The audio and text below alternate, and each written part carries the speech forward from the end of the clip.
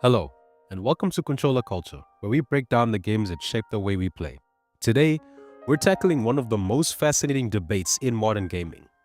Why The Legend of Zelda Tears of the Kingdom is, in so many ways, a better game than Breath of the Wild, and yet for some players, it feels worse. This is a story about mechanics versus emotion, innovation versus legacy, and what happens when a sequel has to follow a game that redefined an entire genre.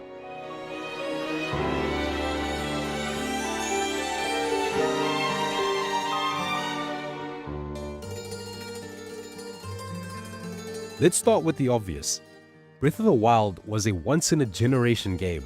When it launched in 2017, it didn't just reinvent Zelda, it reinvented open-world design. That mix of freedom, discovery, and quiet melancholy became a cultural landmark. So when Nintendo announced a direct sequel set in the same Hyrule, expectations were sky high. Fans wanted something bigger, better, and somehow just as magical. That's a nearly impossible task, and yet, in many ways, Nintendo managed to pull it off.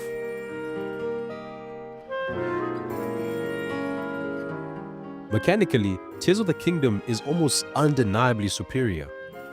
Think about the new abilities: Ascend, Recall, Fuse, and Ultra Hand.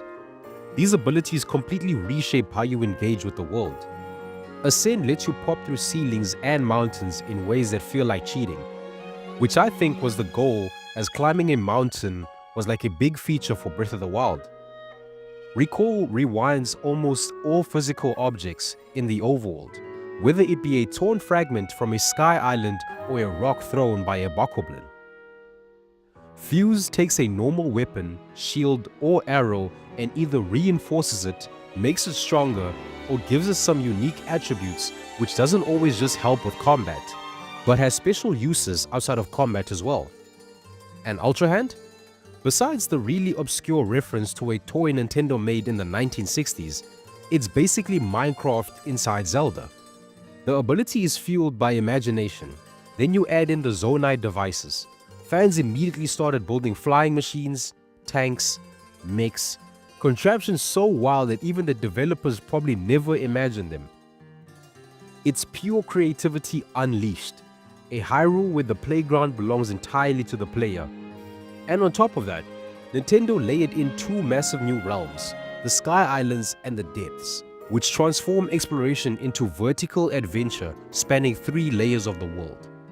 In terms of the raw systems, Tears of the Kingdom is bigger, richer, and deeper than Breath of the Wild.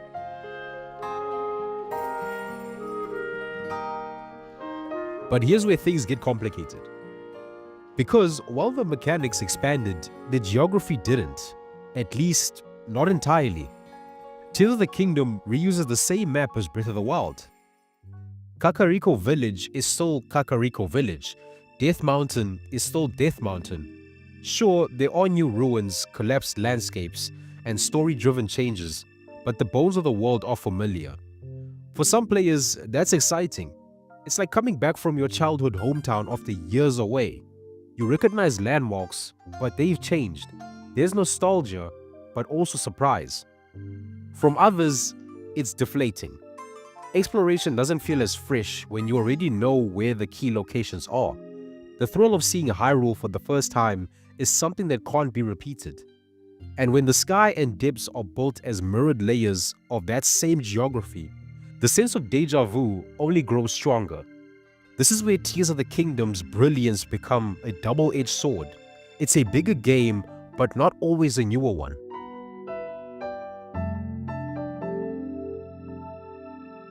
Breath of the Wild's atmosphere is one of its most defining traits. It was lonely, it was quiet, the soundtrack was sparse, the world felt abandoned, and every mountain peak carried a sense of isolation. Tears of the Kingdom, by contrast, is bustling. There are more NPCs, more side quests, more dialogue, more noise. You're constantly inventing gadgets, zooming across the sky, or diving into the depths. That shift changes the emotional core. Breath of the Wild often felt melancholic, a meditative journey through ruins of a fallen kingdom, forgotten, It very well reflects Link, who has lost his memory after the 100-year slumber. Tears of the Kingdom, on the other hand, feels playful, chaotic, even whimsical. It trades the solitude of survival for the thrill of invention. More times than not, ignore the story, as the mechanics of Tears of the Kingdom felt more appealing. Neither approach is wrong, but for players who fell in love with the quiet poetry of Breath of the Wild, Tears of the Kingdom can feel like it lost some of its soul.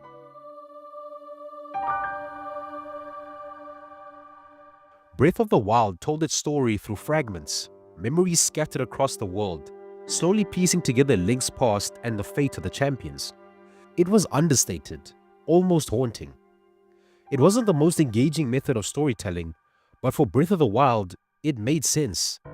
Tears of the Kingdom was a similar story setup with memories or dragon tears. It has flashbacks, cutscenes, dramatic battles, and a fully voiced Ganondorf. On paper, that's a strong story. In reality, it feels too similar to Breath of the Wild.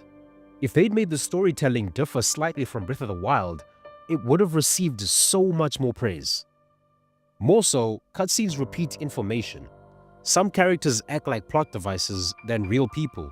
And while Ganondorf is menacing, the emotional connections, like those to Zelda or the new sages, don't always land as deeply as a champion's tragic arcs in Breath of the Wild. It's not that Tears of the Kingdom is bad, it's that compared to the subtlety of Breath of the Wild, it sometimes feels heavy-handed. All we can hope for now is that Hyrule Warriors' Age of Imprisonment can redeem the story.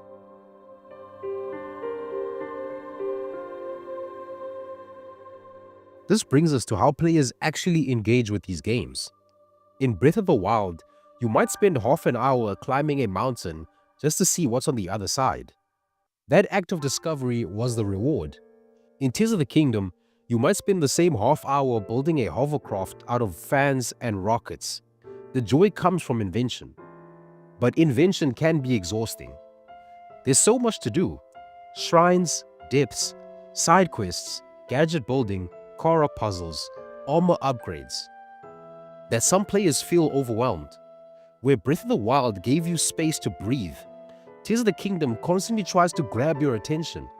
It's louder, busier, and more demanding. For some, that's exhilarating. For others, it feels like fatigue.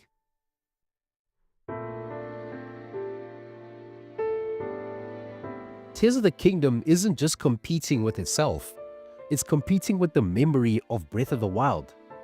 Breath of the Wild was the first taste of a new kind of Zelda. Its quiet, mysterious Hyrule felt sacred.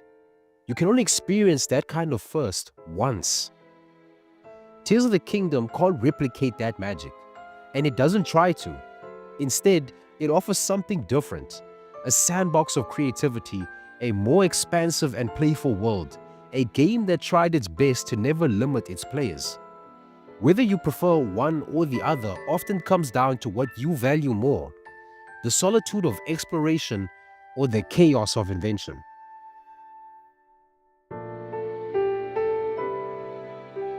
So, is Tears of the Kingdom a better game than Breath of the Wild?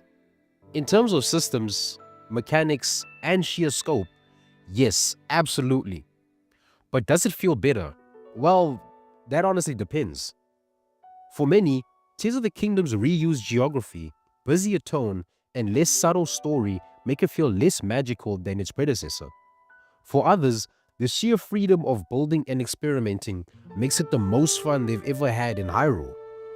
And maybe that's the real takeaway. Both games are masterpieces, but they succeed for different reasons.